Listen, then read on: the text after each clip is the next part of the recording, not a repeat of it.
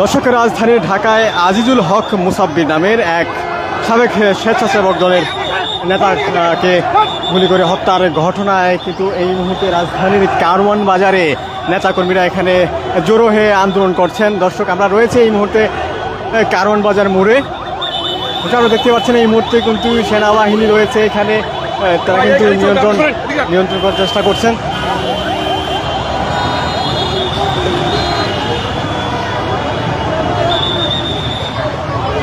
দর্শক, আজ বুধবার রাত 8:30টার দিকে রাজধানীর প্রান্তপথে বসুন্ধরা সিটির পেছনে কিন্তু এই সাবেক স্বেচ্ছাসেবক দলের নেতাকে কিন্তু গুলি করে হত্যা করা হয়। এবং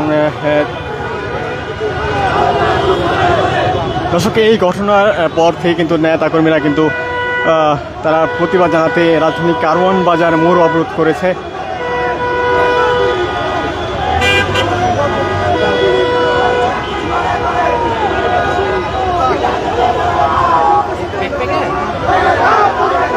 দর্শক, পুলিশ যেমনটা জানিয়েছে আজ আনুমানিক রাত 8:10 তেজগাঁও থানাধীন পশ্চিম তেজতুরি বাজার এলাকায় অজ্ঞাতনামা কয়েকজন ব্যক্তি আগ্নেয়াস্ত্র দিয়ে আজিজুল হক মুসাব্বিরকে গুলি করে এবং তাকে প্রাথমিকভাবে উদ্ধার করে বিআরবি হাসপাতালে নেওয়া হয় এবং সেখানেই তাকে কিন্তু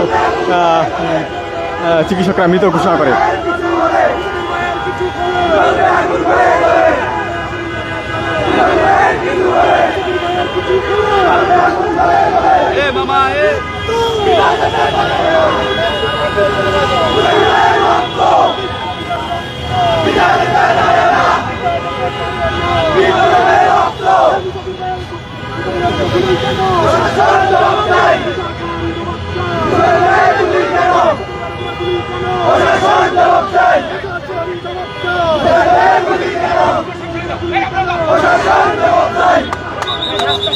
এই মুহূর্তে কিন্তু রাজধানী কারওয়ান বাজারের মোড় কিন্তু একদম ব্লক হয়ে গেছে এবং কোনো ধরনের গাড়ি চলাচল করতে পারছে না এবং নেতাকর্মীরা সেখানে এই কারওয়ান বাজার মোড়ে অবস্থান করছে এবং তারা মুসাব্বির হত্যার বিচারের দাবি জানাচ্ছে।